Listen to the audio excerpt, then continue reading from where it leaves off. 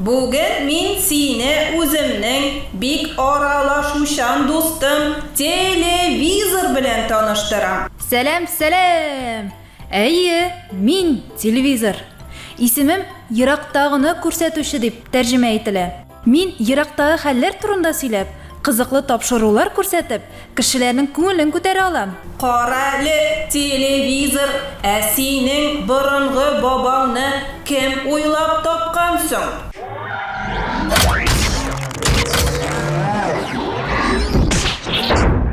Mening burungi babam birinchi televizor. Bundan 100 yil ilk Amerikada Phil Farnsworth tarafidan o'ylab topilgan.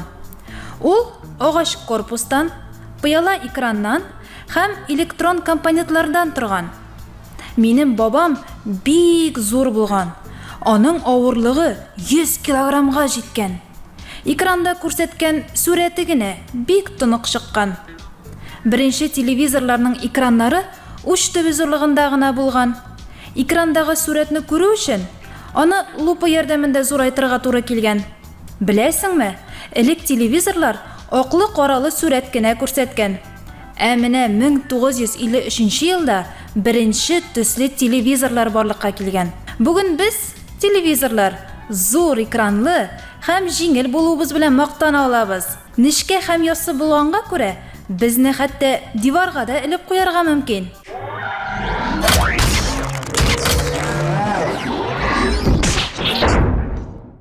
Qarali televizor, sen nechik ishlaysan so'ng? Sening ishingda narsalar bor? Mening tuzilishim bek qatlovli. Sen mening ekranimning tishqi yog'ini ko'rasan. Shinliqda ul qatli.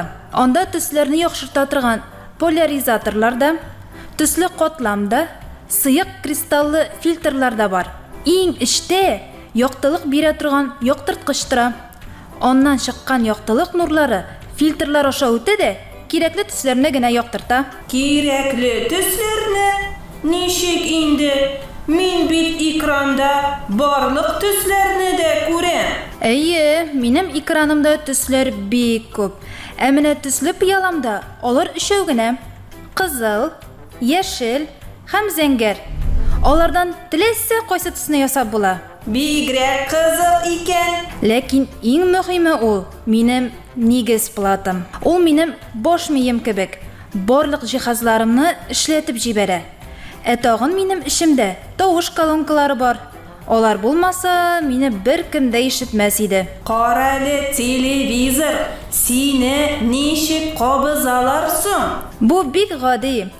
Vilkamni rozetkaga tiqalarda pultdagi tuymaga bosalar.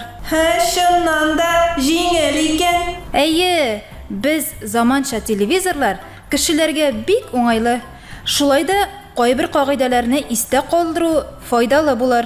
Mening ortqi qopqashima qo'g'ilma, tok sug'irga mumkin. Men ishlab turganda menga yuvish qo'llaring bilan tutunma.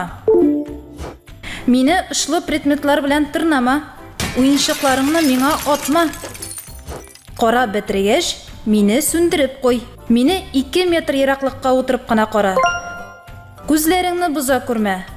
Aqlli ham salomat bo'l.